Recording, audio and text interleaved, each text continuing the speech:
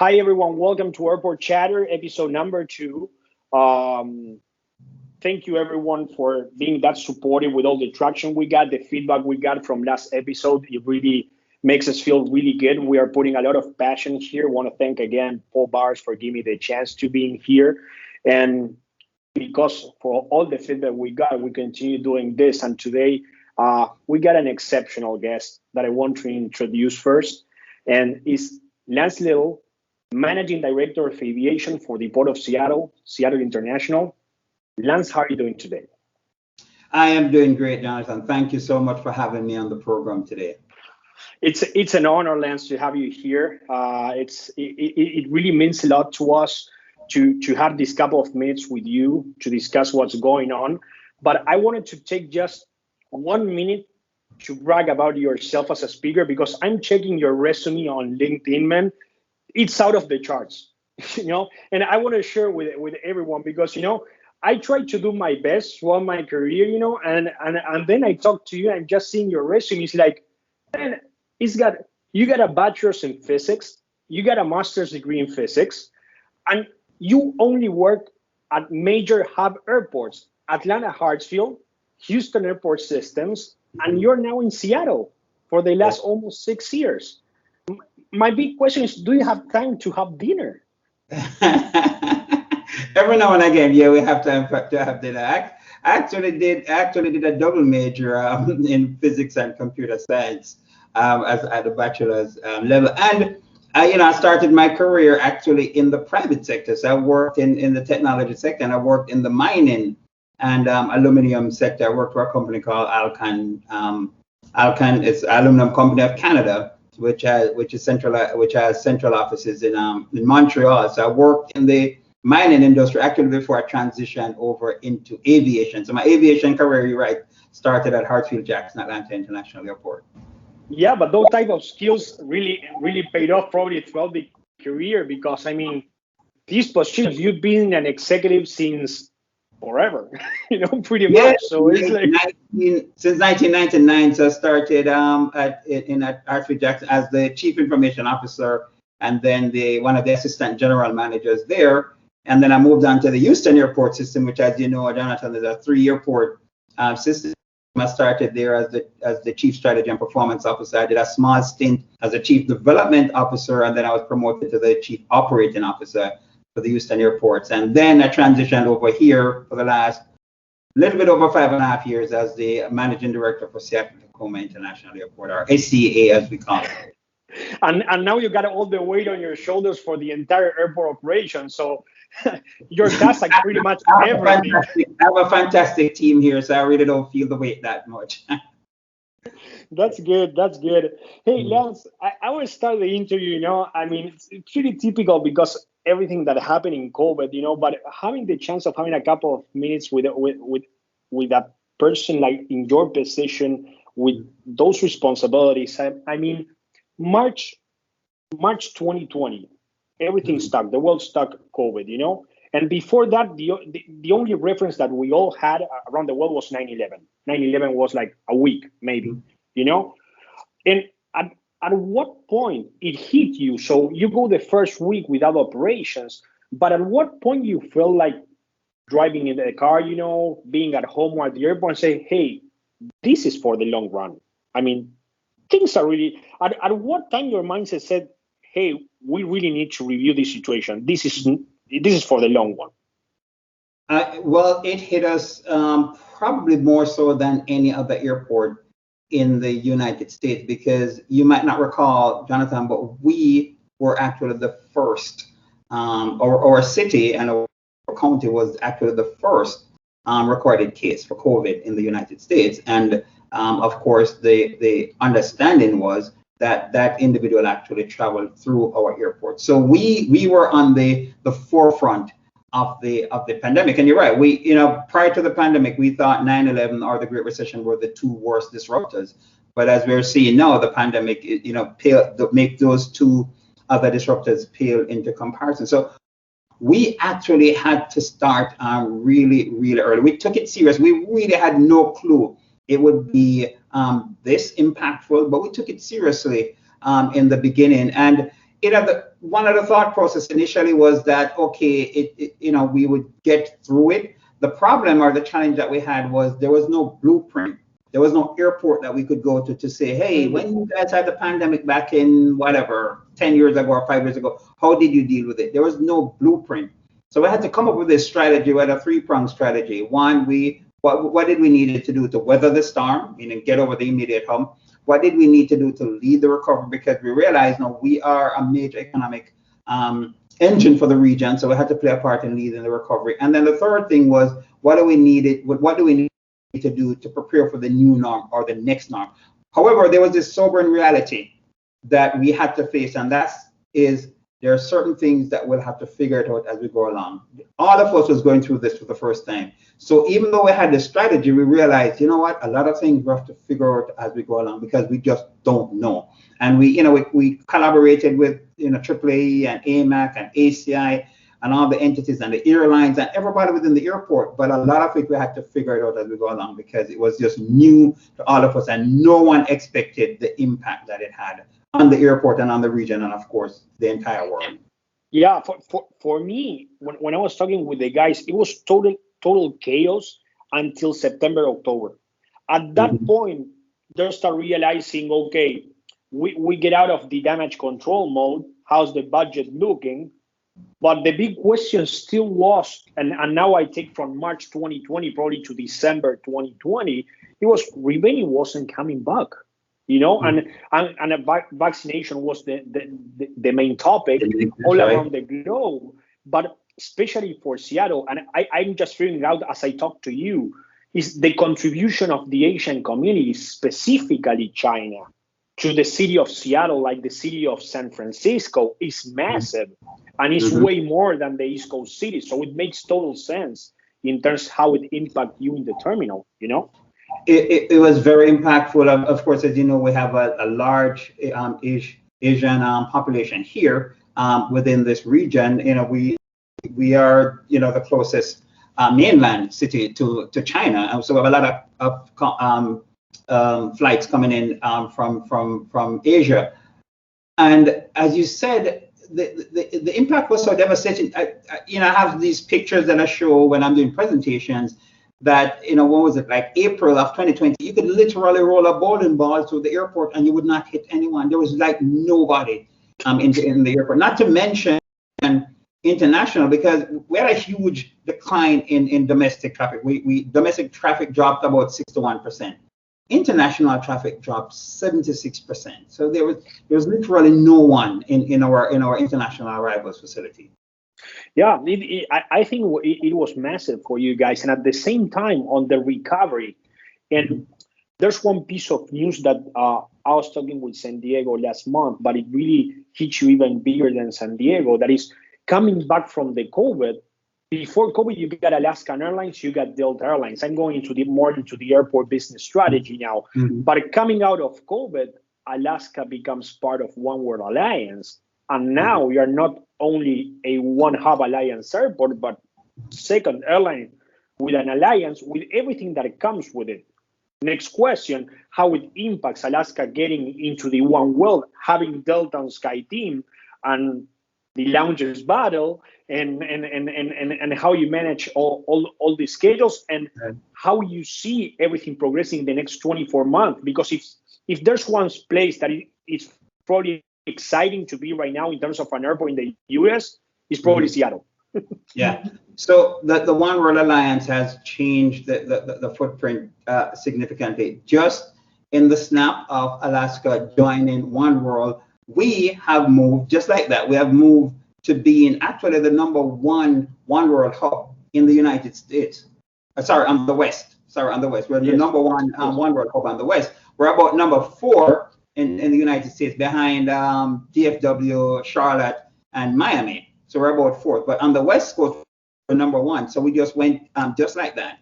And it's interesting because now, the competition was between maybe 2 primary airlines. It was Alaska, kind of Delta battle. Now it's a One World Sky battle. So that makes it even more interesting. And as you mentioned, as you alluded to, there's just so much that an airline can differentiate on the aircraft itself And what we're noticing over the last few years is the new battleground is actually the lounges.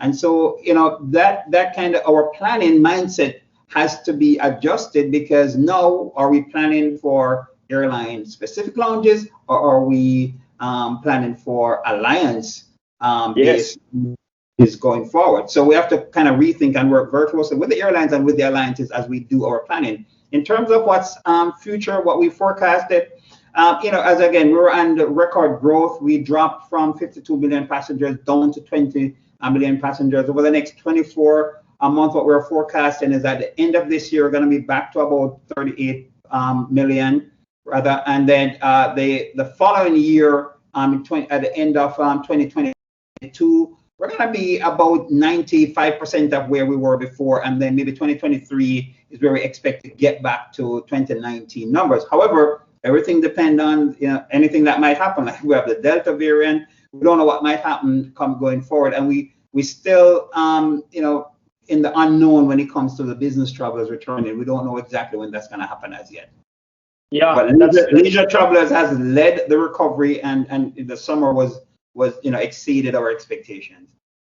Yeah, it happened. Like the domestic travel in the U.S. skyrocketed the last 3 or 4 months. It's just amazing, especially when you see flights to Mexico specifically as a destination, and Jamaica. Those were the two winners. I mean, in the U.S. So ironically, Jonathan, the traffic to Mexico from Seattle was actually more than the traffic to Mexico in 2019 when we had peak traffic. So Mexico was kind of the saving grace when it came to international travel from here. That's a highlight. That for me is a highlight. I would never have thought it from Seattle. I mean, because it's way north. It's not the same. Oh yeah, we had Aeromexico, Volaris, Alaska, Delta, Cancun, Guadalajara. So yeah, Puerto Vallarta. So those are where a lot of the flights were going, and because they didn't have the restrictions that some of the other traditional vacation spots had, that's where everybody was going. That's good. And how are you coping on the operational side, infrastructure development, to have this traffic? Me personally, I think every single airport in the profile of Seattle is gonna go after 2023 skyrocketing traffic, because fares going down, because more competition, because you're going to be, even with Alaskan Airlines as one, well, now the interline agreements through Seattle becomes more than it was before. So how you're coping out in terms of the facilities and infrastructure? Yeah, there were some key differences between this disruption and the previous disruption, the 9/11 and the Great Recession. And one of the key difference here, of course, leisure travel is leading the recovery, unlike the others where business travel led the recovery. But the other thing is the mindset of the airlines, at least here at this airport. It's different than in the past. When we had the other disruptions, the airlines' mindset was stop all the capital development project. Let's wait and see. It's different here. What they're saying is, listen, we know it's going to come back like it did over the last several disruptions. Let's continue building, right? So we can be ready with the facilities that we need when the traffic comes back. That has been the key difference. So our major capital development project, we never stopped. Our international arrival facility is going to be open very soon. North Satellite facility that we actually just opened a few months ago was another major capital development project. We have our baggage handling, our baggage optimization system that we're working on as well, various different phases. So the key difference was we actually had a lot of support from the airlines to continue with our capital development program. Of course, we had to be very, very cautious and careful in terms of watching our cash flow, because we provided relief to pretty much all our tenants, including the airline. But we actually had to ensure that we made sure that we were okay before. As I said, if you're having a problem on the airplane, put your mask on, your oxygen mask on, before you try to help anybody else. So we had to make sure that financially we were okay before we started to help anyone, but we were, and we were able to provide deferrals for and waivers for many of our tenants at the airport. And that was part of the weather and the storm strategy, the first piece of the strategy that we had. But coming back to the question, the airlines actually supported us moving forward with a lot of our capital development projects, even throughout the pandemic. And the additional benefit was it continued to create thousands of quality jobs in the region when people needed it more so than anything in the midst of a pandemic.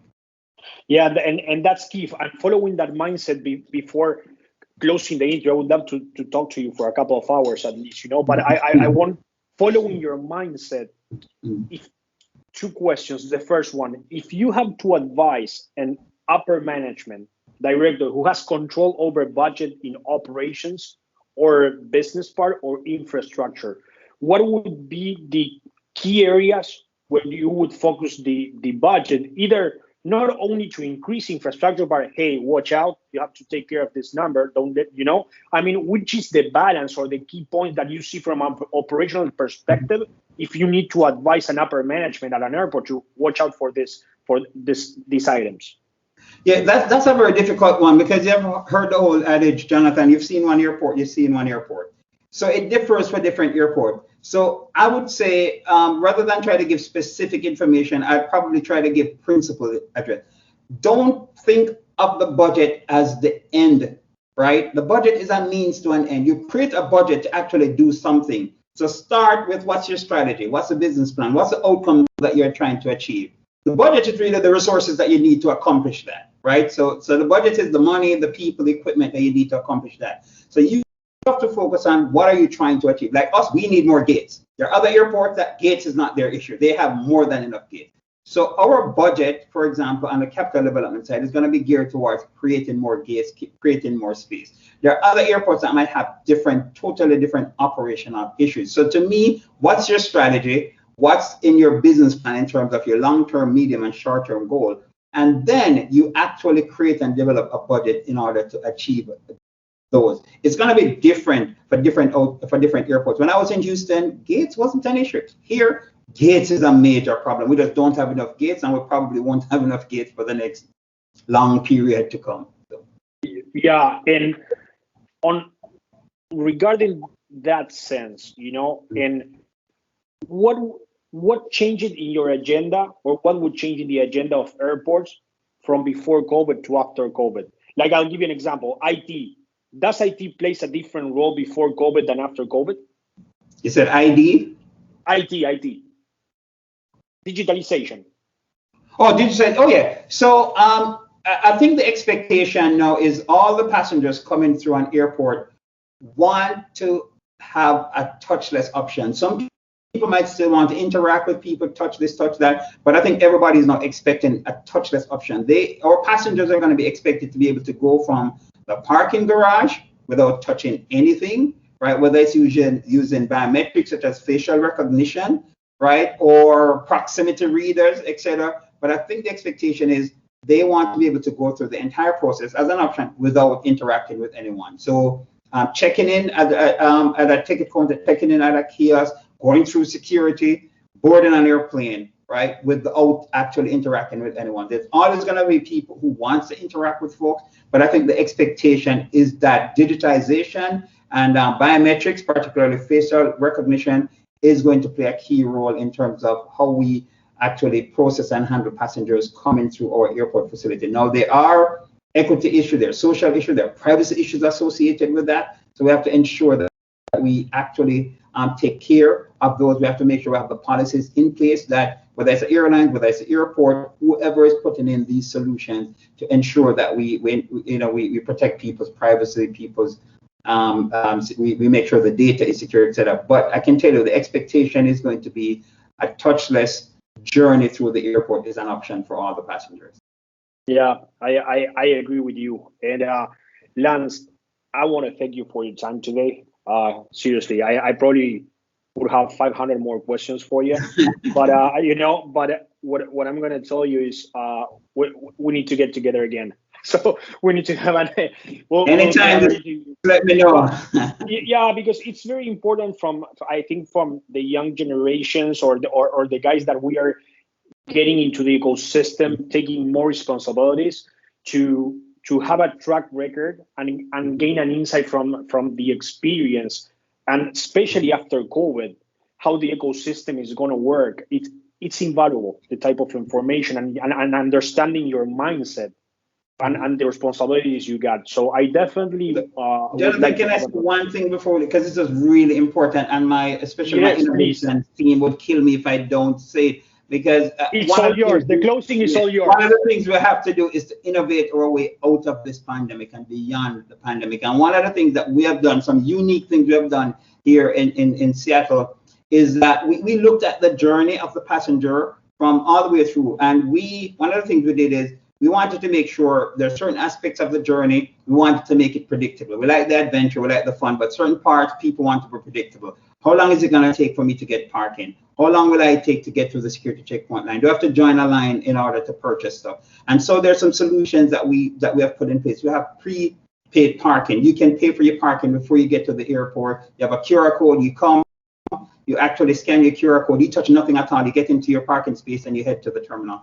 We have, and we're the first airport in the US, probably in the world, to have this. We have what we call spot saver. You can reserve your space in line, right, before you come to the airport. Or even while you're at the airport, you can reserve your space in line, so you don't have to wait in a long line, right? Because you have a time when you have reserved that you're going to go through the checkpoint, and it's free. We provide that for free, and it's getting just fantastic reviews from our passengers. And also, in addition to that, because standing in line adds no value, it's just waste. So we're trying to eliminate the amount of time you spend searching for a parking spot, the amount of time you spend standing in line at the TSA checkpoint. And so that's spot save. And this, in addition to, we have clear also, and we have pre-check. In addition to that, in the airport itself, or on the airport, you can actually order online using your phone from any concessionaire, and they'll deliver the food to any gate that you are at, or you can go and pick it up. So again, you don't have to wait in line in order to purchase anything. So those are kind of the three areas that we have looked at, that we're trying to make the journey predictable. You can book your parking spot before you come to the airport. You can reserve your space in line, and you can actually order your food to be delivered to you anywhere. You're in Concourse A and you want to order something from Concourse B and have it delivered, you can do that, or you can pick it up there. So those are some really creative, innovative things that I think we have done that, again, enhances the touchless journey, the social distancing, but it also makes the passenger have more control in their hand of their journey. So I just wanted to say that to thank for the additional that's fine, Lance, because I think we're moving forward on the same direction. And again, that's the main reason what I want to have later on another session with you, because this type of information I think is invaluable to the community. And again, Airport Chatter mission is to connect everyone inside the aviation industry. So everyone that is watching this is on the airport environment, and having this type of insight, I think it not only gives another mindset to airports, but it's also a way to audit what you are doing against your peers. And you listen to this interview, they listen to you, and maybe they are doing the same stuff on the passenger journey or the facilities or the gates, and say, okay, we are not that bad. Guys in Seattle are doing the same thing. So, okay, because after COVID, the auditing process for operations and procedures changed because you don't have benchmarking. Mm-hmm. Before there was none. You don't have benchmarking right now. So if the Airport Chatter can come up with this type of material and sessions and be a tool for someone else to listen to you and say, okay, we weren't that wrong. We are on the same route. It's a way of benchmarking together, and for me would mean the world, because that's the main reason what I'm doing this podcast. But Lance, thank you very much for everything. We will talk again, please. And I need to go back to Seattle. I've been there, love the city, but I need to go back. But I'm gonna go back to the airport. Thank you very much, Jonathan. Thank you for having me. Whenever you're coming to Seattle, please let me know in advance. And any of the systems or solutions that I've spoken about today, any of my airport peers who want that information, just give us a call. We'll gladly share with you all. That's great. We'll publish the email probably for the airport operations, and we will let people to get in touch with you from other airports if they want to get further information. That'd be fantastic. Thank you very much. Thank you very much as well. Have a great day. Okay. You too. Bye-bye.